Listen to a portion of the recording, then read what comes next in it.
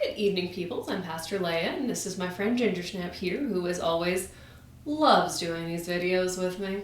So welcome back to our living room for our Bible study series. So before Lent, we had started a series on the 12-ish disciples of Jesus-ish, because depending on which gospel you're getting the list of 12 names from, they differ slightly. So there's more than 12 people we'll be talking about. So far we've looked at Andrew, Bartholomew, James the Greater, and James the Less, which are deeply unfortunate nicknames, at least as translated into English. It might have meant older or younger, or possibly taller and shorter, which it would be easier if there was slightly more diversity in the names of people, especially because today we're talking about John, and there's a whole lot of Johns in the Bible. Whole lot of Johns. So, is John the beloved disciple who was mentioned 6 times in the book of John? Maybe. Did he write the Gospel of John?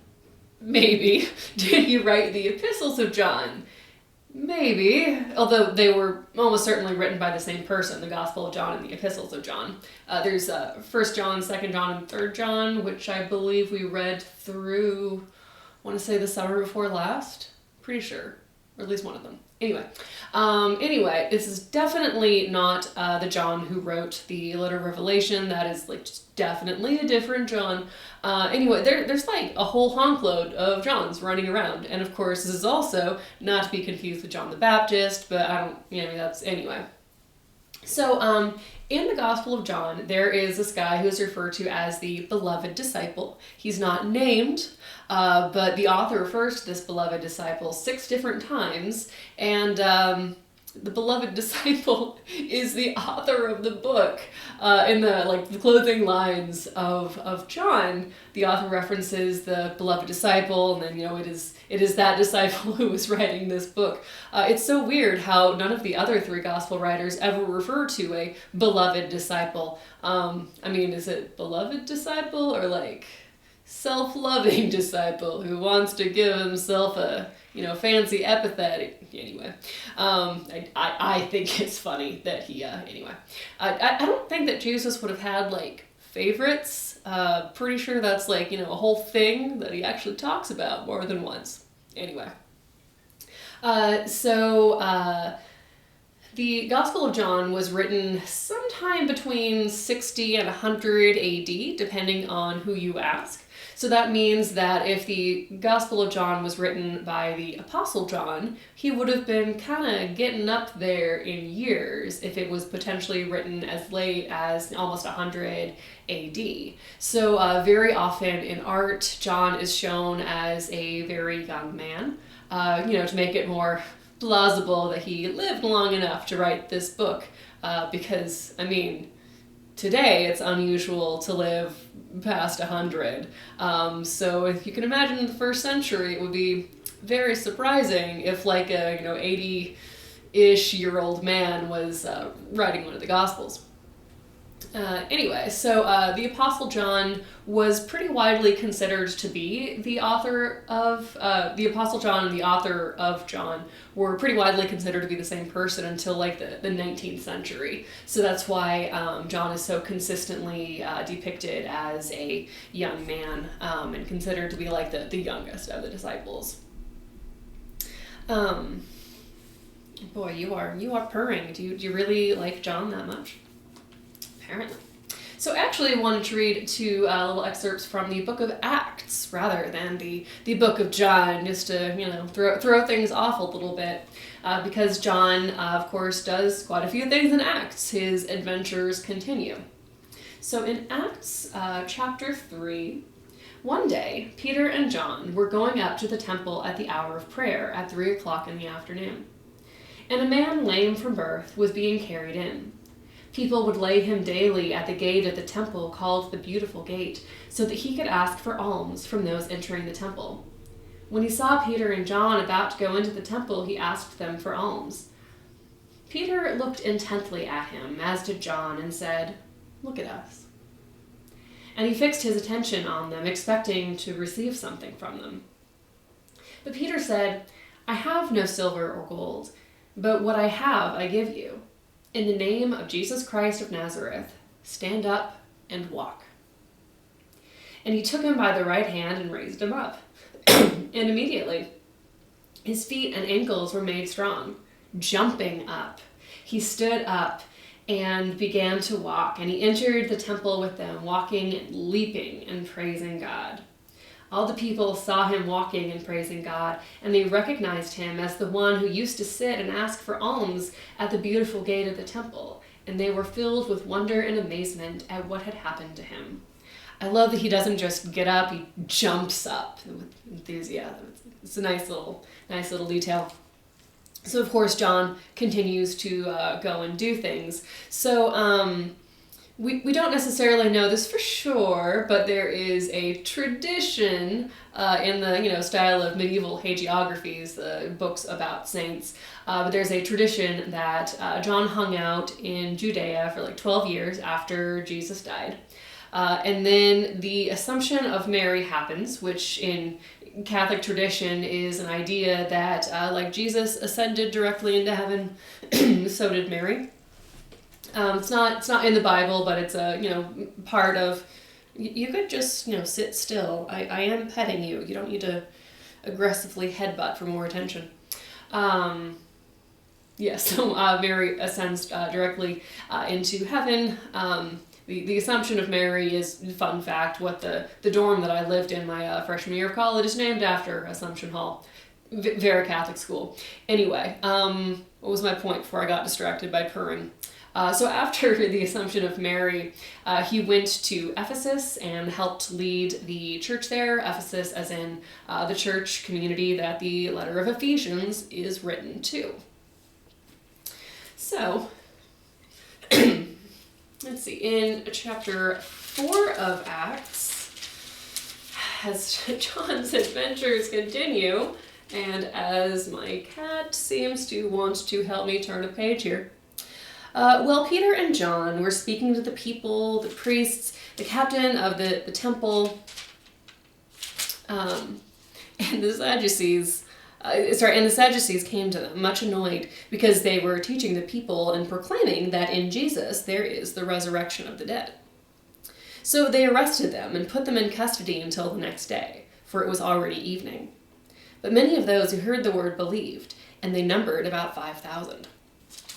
So of course it's still dangerous to be a follower of Jesus, even though he has already died and at least a few years have passed. Because it's still a dangerous and subversive message, because Jesus keeps saying all these things like, maybe there shouldn't be such a divide between the rich and the poor. Maybe we should respect each other. Maybe we should look out each other. Maybe we should not be jerks for a change. And basically overhaul the entire system and society and government kind of by extension. So, anyway, the powers that be are still not super thrilled about all these little Jesus ideas running around. It's starting to get a little bit more inevitable at this point as the gospel spreads, but of course it's still potentially dangerous. So the Paul got arrested, and John gets arrested here, and Peter gets arrested with him. So still kind of scary times. Which is directly connected to another story about John from outside of the Bible, that because he was getting in trouble for sharing Jesus stories, he was beaten and thrown into a vat of boiling oil. But much like the story of the 3 young men in the furnace in the Hebrew Bible, John comes out of this vat of boiling oil, and he's fine. Maybe he's craving French fries, but he's not dead or completely covered in burns. And so according to this legend, everyone present in the Colosseum, this happens in the Colosseum, by the way, everyone present in the Colosseum that day is like, oh my God, literally, oh my God. We're all Christians now. Every single one of us sitting in this Colosseum, which, if you've been to the Colosseum, is kind of big. That would be a lot of people. So that would be a pretty impressive thing. Although to be fair, if I saw somebody stepping out of a vat of boiling oil completely unharmed, I might might reconsider some things about my life also. That would kind of be a pretty big deal. Anyway, so despite this story and despite the arrest, John is considered to have died of old age. Obviously, he has to, become an old man in order to write the Gospels. But he is the only one of Jesus' disciples who dies a non-violent death. The only one, because it's risky to tell people about Jesus because his message could change the world that much. So because he was around for a while, he also had the opportunity to be the teacher and mentor of Polycarp, who's a pretty big, first century Christian writer. He wrote some kind of seminal books. At least one of his writings was considered for being included in the New Testament, but ultimately it wasn't. Pretty sure that was, anyway. So then Polycarp was the teacher and mentor of Irenaeus, or Irenaeus, depending on how you pronounce the Greek, who was also a slightly later, very important author of the early church, and who I definitely wrote, I think, at least 2 papers on when I was in Oxford studying patristics, which is the early church fathers. So then John directly teaching one of the early big name Christian authors, who then directly taught another early big name Christian author, that kind of gives this direct line of, I don't necessarily want to say academic succession, but like storytelling succession, that these aren't from somebody who heard them from someone who saw a thing. It's from John directly to a trustworthy source, directly to another trustworthy source, which is kind of cool.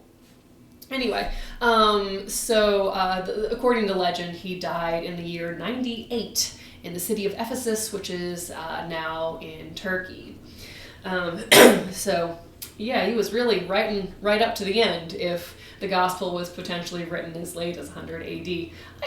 I don't necessarily think the Apostle John and the author of the Gospel of John are the same person. I'm also not entirely sure if it's the most important thing in the scheme of things, but anyway.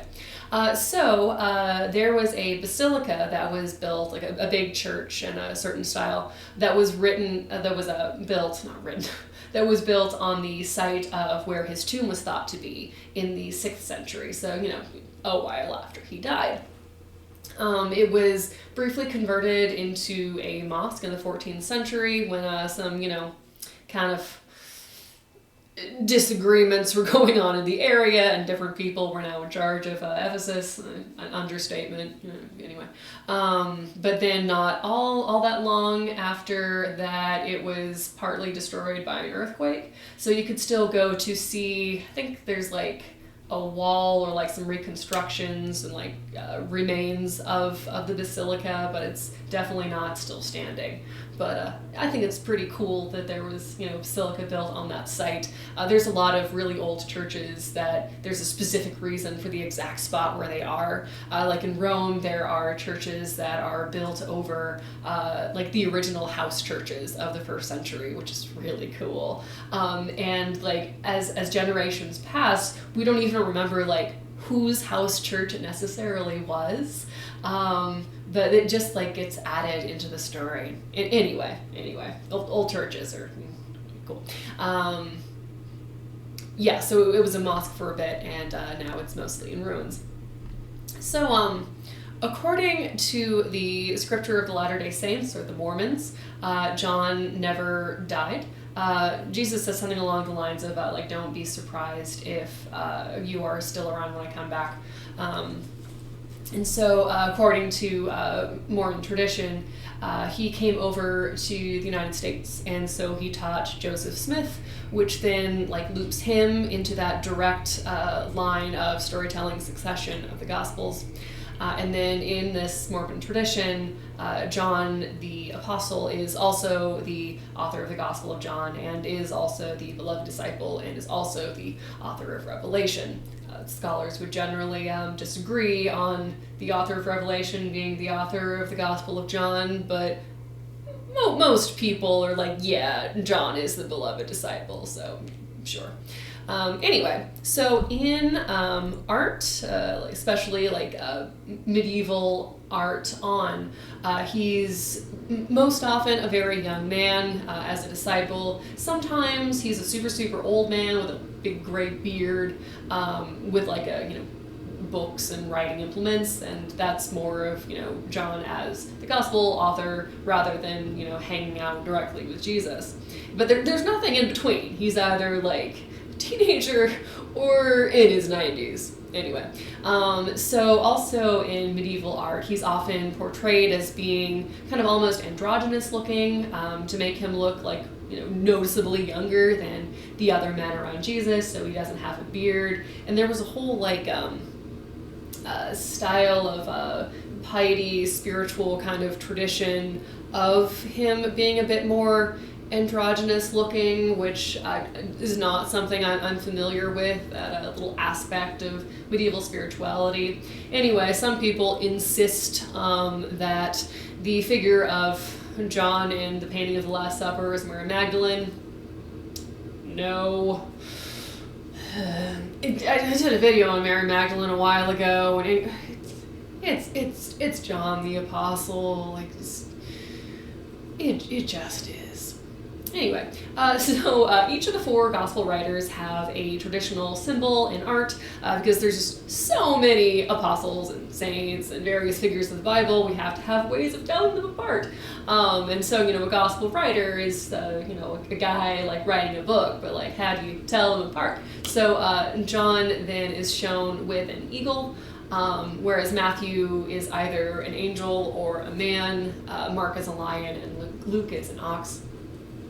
So you'll often find those four symbols in churches also, which is pretty cool, especially the pulpit from which the gospel specifically is read, because in some churches there's a pulpit for reading the gospel, which is higher than a pulpit for like reading from the Psalms or another book. Anyway, so like that one, the one higher up is very often with a big bird. It's an eagle for John. Anyway. This is an awful lot about church architecture, more than I think I was intending. Anyway, so for the Western Church, John's feast day is December 27th, but in the Eastern Church, his feast day is September 26th, because we've got kind of different calendars, which was why in the Eastern Orthodox Church they celebrated Easter this past weekend, whereas our Easter was the weekend before.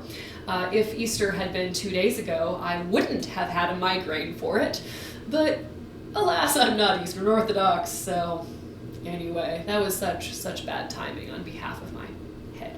Anyway, also there's an additional feast day, not just like for John generally, but specifically remembering that story about him coming unscathed out of the vat of oil, and that is May 8th.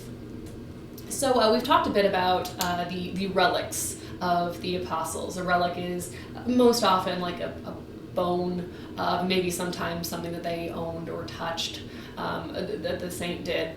There aren't exactly relics of John the Apostles, but there is a tradition that John asked his friends to bury him alive, and there must be some like spiritual tradition of the like early medieval era that like explains that. I don't know what it is. That's not quite my era of history.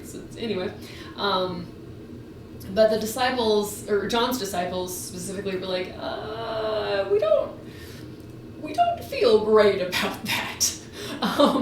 So they wouldn't try to dig up his body, but it was nowhere to be found. It wasn't there. Much like Jesus' tomb. The tomb was empty. Was he risen? Who knows? So then every year on May 8th, dust comes from his grave, and that dust is considered to be the holy relic. And in its presence, there's a tradition like that the sick are healed. So yeah, grave dirt is John's relic, which is kind of unique in the kind of inhaled some water before I turned the camera on. Kind of unique in the tradition of relics. So John is the patron saint against burns, which makes sense with that story about him not being burned. Definitely, that one makes sense. He's also the patron saint against poisoning and foot problems. I don't quite see where the connection is there. I'm sure there's another story in the legends of John that I'm missing. He is the patron saint of arms manufacturers. I really do not understand that one. He is the patron saint of art dealers, which, sure, he's in a lot of art, so that can make sense to me. He is the patron saint of authors and publishers and booksellers and bookbinders and editors and notaries and papermakers and printers and typesetters and basically anyone who has anything to do with the creation of books, which that one also makes sense. He wrote a few things. He is the patron saint of scholars and theologians. I do like that, since he's like the first like scholar theologian to be like teaching kind of academically the next generation of the Christian theologians. I think that's cool. And he is the patron saint of vintners or winemakers. I don't entirely, well, I guess like the story of turning water into wine, that's in John. I don't know. I don't know. I don't understand all of these. I did not grow up in a Catholic tradition that has a big emphasis on saints. Although I am wearing a saint medal today, Saint Wilgefortis, entirely unrelated. I didn't think about that. Anyway, so that is some of the stories of the Apostle John, both in and outside of the Bible. And I think it's cool that we continue to want to know more of their stories, because I mean there's a lot of stories in the Bible, but in the scheme of things there's so much that's not in the Bible, and we want to know more, and so we like rack our brains and try to figure out like what the connections are. Anyway, so yeah, we will be continuing this series. I won't be able to do a video next week, but the following week we will come back, and Judas is up next alphabetically, so I'm sure that one's gonna be interesting. So until then, until next time, excuse me, good night and happy Easter from Ginger Snap and me, and please do not bite my earring. I know you're leaning in that direction. We don't bite jewelry. Your household also has a don't bite jewelry rule, I'm sure. Anyway, good night from us both. Until next time.